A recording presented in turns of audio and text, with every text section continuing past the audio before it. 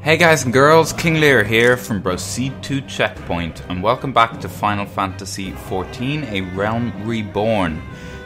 Today I'm going to be giving you a little run through the first primal fight, Ravana.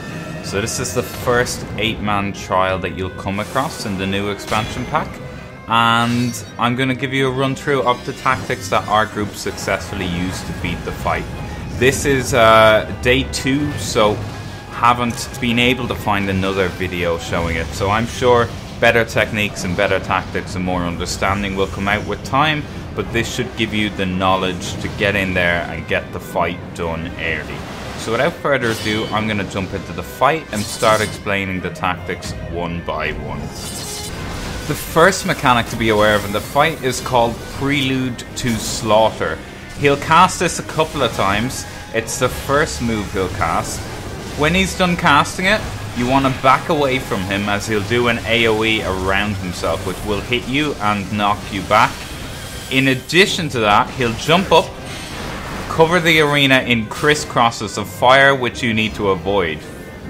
Once those crisscrosses of flames explode, he'll cover the outside of the arena in fire, and you need to stand in the center to avoid it before he comes back down. Fairly straightforward. Move back away when he finished casting Prelude to Slaughter, dodge the crisscrosses of flames on the floor, and then move back to the center until Ravana returns to the fight. The next move to be aware of in the fight is very similar to Prelude to Slaughter. It's, surprisingly enough after the Prelude, called Slaughter. Again, this is a channeled spell.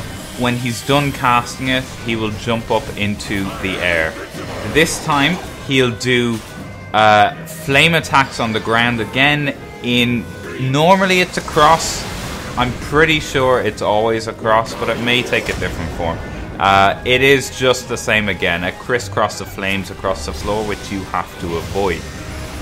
The addition to this, which Prelude to Slaughter doesn't have, is random members of the party will be marked with a target on their head and a big purple circle around them. When he's done casting Slaughter, when the crisscrosses are done with, he will attack the people that have the targets on them. This seems to do more damage depending on the amount of people inside the purple circle.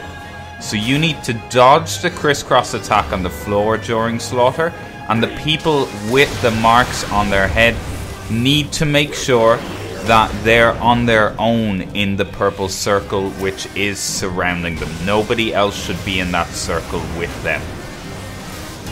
Once the boss has done this a few times, he'll begin to summon adds.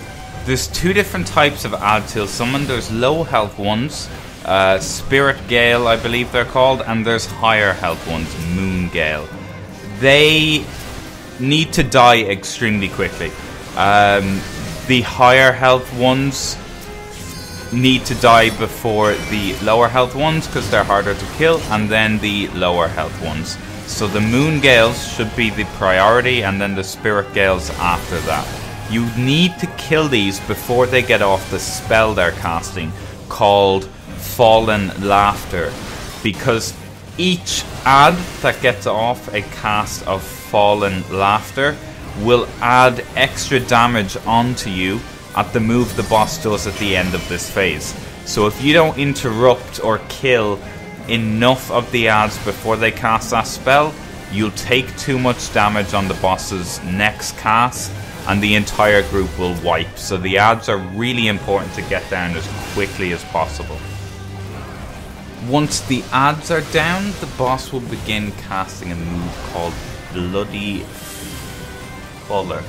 This move is a gigantic AoE attack. It's unavoidable. It will throw your entire party up in the air and deal a certain amount of damage to them. For each add that you fail to kill, a sword will be added to the attack that the boss will charge to and cause damage to your party. So for every add you fail to kill before cast Fallen Laughter, this attack will deal more damage to you. Doesn't seem to matter where in the arena you stand. From our experience, being in the middle, being at the edges, it still does the same amount of damage to you, so that doesn't seem important. But this move can wipe you pretty easily if you struggle to kill the ads before they got off their cast. Once this is over, the boss will get a couple of new moves into his repertoire. The first one to be aware of is he will knock out fences from the edge of the arena, and he will cast a move called Pillars of Heaven, which is essentially just a knockback that deals a chunk of damage. You need to be very careful, however, that when that knockback casts off, you're not standing with your back to one of the open areas of the arena, or you will fall off, similar to the Titan fight. Once that happens, there's no getting you back again. The boss will also at this point begin to cast a move that targets either the off tank or whoever is second on his aggro list, so the DPS or the healer after the tank that has the most threat if you've gone in with one tank. Typically this will be the off tank though. When he does this, that move will deal quite a bit of damage and will hit anyone around the target. So at this point when he begins casting this move, anyone who is second on the aggro list needs to make sure that they're standing away from the rest of the group so the group doesn't get hit with this ability. There's no cast bar, you can't tell when it starts, when it stops, other than just watching for the start and the end of it. If there's a pattern to it, we didn't see one, but please drop a comment if you spot one and let people know. He will also cast a move that spawns balls or circles of energy, whatever you want to call them, in the arena. These will draw a line between themselves and a particular player and begin moving towards that player. This is an encounter we've seen many times before. I'm sure you know exactly what to do here. You need to position yourself so the boss is between you and the ball of energy that's targeting you, and run the balls into the boss. It's as simple as that. The final move from this boss that we haven't seen yet is called Swift Slaughter. Similar to the previous ones, he'll stop, he'll begin to cast that in the center of the arena where he's being tanked, and as soon as it's done casting, he will charge to the players that he has marked during the cast.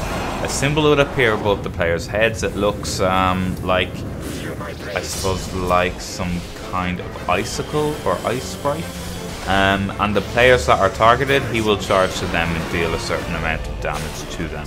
The easiest way to deal with this mechanic is for everyone to spread out, get to the very edge of the arena, and just not be close to each other. This kind of helps with the next move he does after that, where he'll do an AoE in the center of the arena but not touch the outside. Once that's done, you can get right back in there and continue fighting. And that is the final mechanic for this particular boss. That should cover everything. There's a lot to it, but once you've done the fight once or twice, it's fairly easy to get to grips with it. And if you weren't sure how to deal with any of the stages, hopefully this has explained it. As I said, I have no doubt some efficient and better tactics are going to come out in a couple of days or weeks' time, as soon as people start to get to grips with this content and more people are approaching it. But for now, this should at least help you get through the fight and continue with the expansion. Drop a like and a comment if you have any suggestions. If you spotted anything about the fight that we didn't spot during it. And hit subscribe if you want to keep up to date with some more Final Fantasy content on the channel. And as for me, I'm going back to play the expansion pack right now, so I will see you later.